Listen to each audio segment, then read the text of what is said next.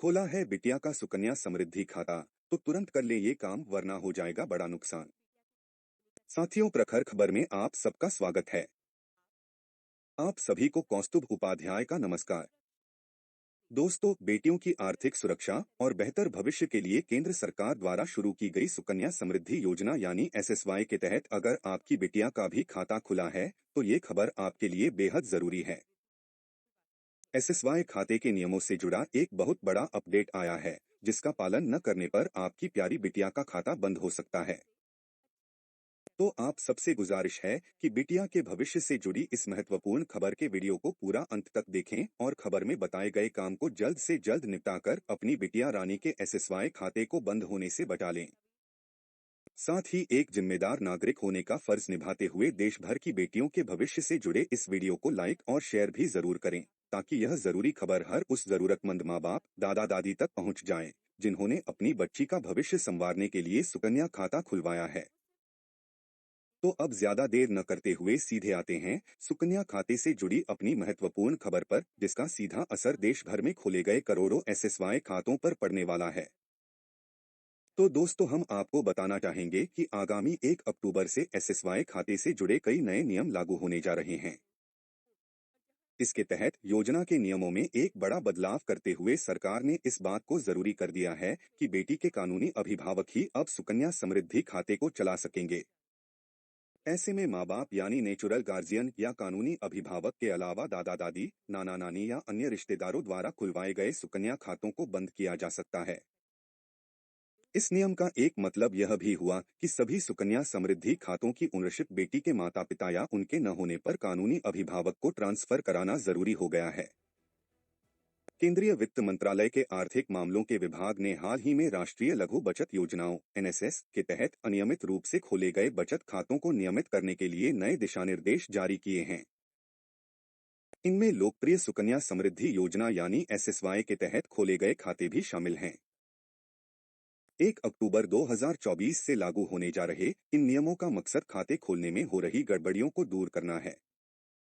इन guidelines में एक महत्वपूर्ण अपडेट दादा दादी की ओर से खोले गए सुकन्या समृद्धि खातों को लेकर भी है।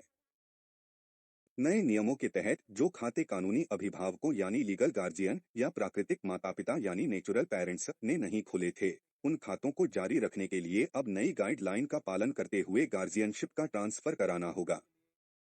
अपनी पोतियों या नातिनों की आर्थिक सुरक्षा के लिए दादा दादी या नाना नानी की ओर से बच्चियों के एसएसवाई खाते खुलवाना हमारे देश में एक आम बात है, जबकि इस योजना के तहत यह केवल कानूनी अभिभावक या प्राकृतिक अभिभावक ही इन खातों को खोल और चला सकते हैं। ऐसे में जो सुकन्या समृद्धि खाते दादा दादी की गार्जियनशिप में खोले गए हैं, उनकी ओनरशिप का ट्रांसफर कराना जरूरी हो गया है। पर इसे लेकर आपको परेशान होने की जरूरत नहीं है, क्योंकि अपने इस वीडियो में आज हम आपको एसएसवाई खाते की ओनरशिप के ट्रांसफर का तरीका और इसकी पूरी प्रक्रिया समझाने जा रहे हैं। तो दोस्तों, एसएसवाई खाते की ओनरशिप के ट्रांसफर के लिए पहली जरूरी बात यह है कि ट्रांसफर कराने की प्रक्रिया शुरू करने से पहले आपके पास कुछ महत्वपूर्ण दस्तावेज जरूर होने चाहिए। ये जरूरी दस्तावेज हैं खाते की ओरिजिनल पासबुक, जिसमें खाते का पूरा विवरण होता है। इसके अलावा लड़की का जन्म प्रमाण पत्र होना भी जरूरी है, क्योंकि यह बच्ची की उम्र और आपके उसका कानूनी गार्जियन होने का प्रमाण होता है। लड़की के साथ आपके रिश्ते का प्रमाण देना भी जरूरी है। इसके लिए आपके पास जन्म प्रमाण पत्र के अलावा सरकार की ओर से जारी कोई पहचान पत्र या अन्य कानूनी दस्तावेज होना चाहिए, जो अभिभावक के तौर पर आपकी पहचान को प्रमाणित करते हों। इन सब जरूरी कागजात के साथ विधिवत भरे हुए फॉर्म को उस डाकघर या बैंक शाखा में जमा करना होगा जहां बेटी का एसएसवाई खाता है। यह फॉर्म आपको उसी डाकघर या बैंक शाखा में मिल जाएगा। ऊपर बताए गए सभी जरूरी दस्तावेज के साथ आपको अपने फॉर्म को भरकर जमा करना होगा।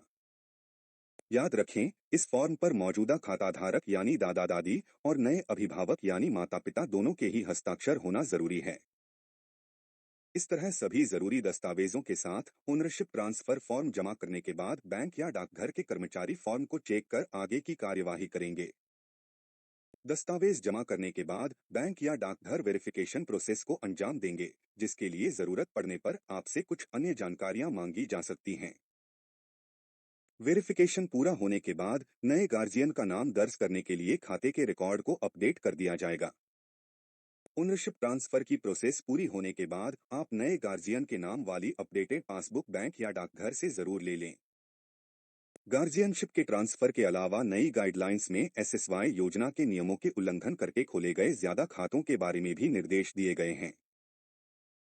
यदि किसी लड़की के 2 से ज्यादा खाते खोले गए हैं, तो अतिरिक्त खाते तुरंत बंद कर दिए जाएंगे और मूल राशि बिना किसी ब्याज के वापस कर दी जाएगी, क्योंकि नियमों के तहत प्रति परिवार केवल 2 ही एसएसवाई खाते खोले जा सकते हैं।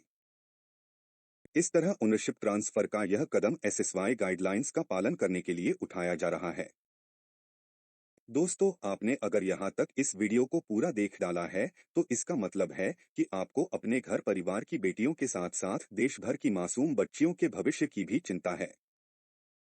हमें विश्वास है कि उनके भविष्य से जुड़ी इस जरूरी जानकारी को ज्यादा से ज्यादा लोगों तक शेयर करने में आप पीछे नहीं रहेंगे, क्योंकि बेटियां ही तो हमारे देश का भविष्य हैं।